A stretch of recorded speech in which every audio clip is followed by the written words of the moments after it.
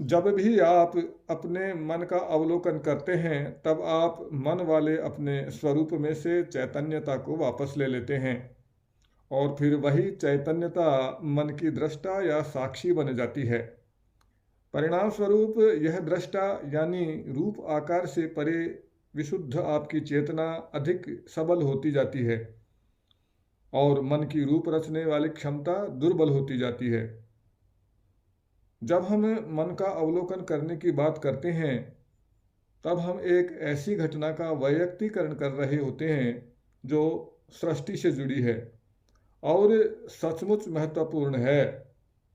चेतना आपके माध्यम से रूप व आकार के साथ होने वाली तादात्म्यता की अपनी स्वप्नावस्था से जागकर उससे बाहर आ रही होती है।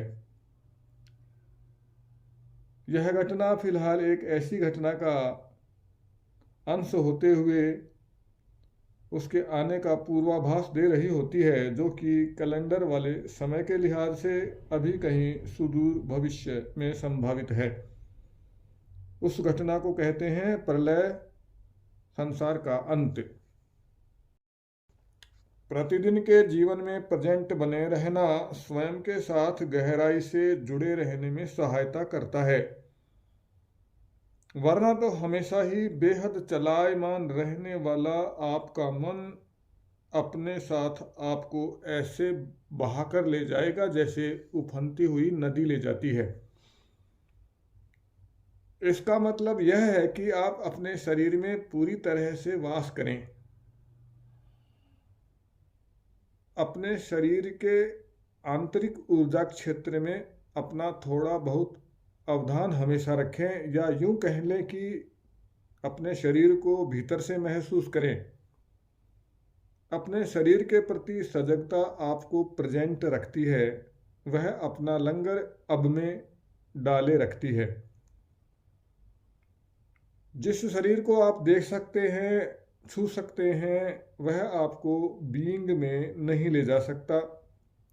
देखा और स्पर्श किया जा सकने वाला यह शरीर तो केवल एक बाहरी आवरण है, या कहें कि यह तो एक गहरी वास्तविकता का वह रूप है जिसे एक सीमित और विकृत अर्थ में देखा गया है।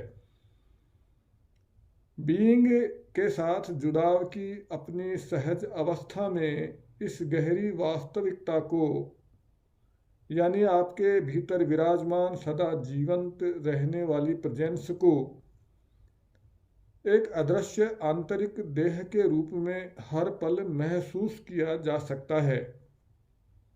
इसलिए शरीर में वास करना, शरीर को भीतर से महसूस करना होता है। ऐसा करना शरीर के भीतर प्राण को महसूस करना होता है, और इस तरह यह जानना भी होता है कि आप केवल यह आवरण नहीं हैं, बल्कि इससे पार हैं।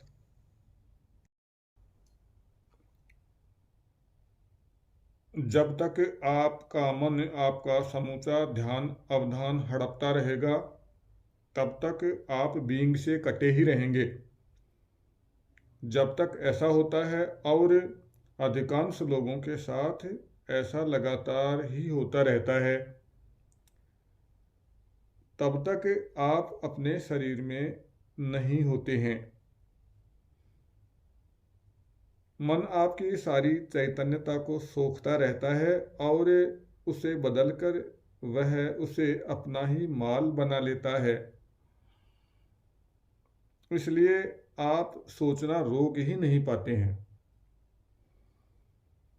अपनी बीइंग के प्रति चैतन्य होने के लिए आपको अपने मन से अपनी चैतन्यता को वापस लेने की आवश्यकता होती है।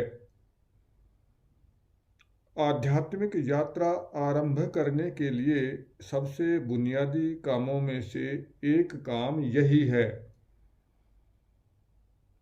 ऐसा करना चैतन्यता की उस विपुल मात्रा को स्वतंत्र कर देगा जो अभी तक आपकी आदतन सोचने वाली लत में उलझी रहा करती है।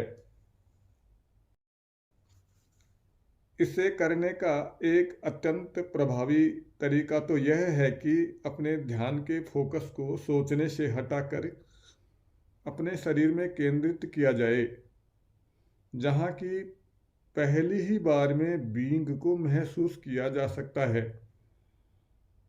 एक ऐसी अदृश्य ऊर्जा के रूप में जो कि उसे जीवन प्रदान करती है, जिसे आप भौतिक शरीर के रूप में देखते व मानते हैं।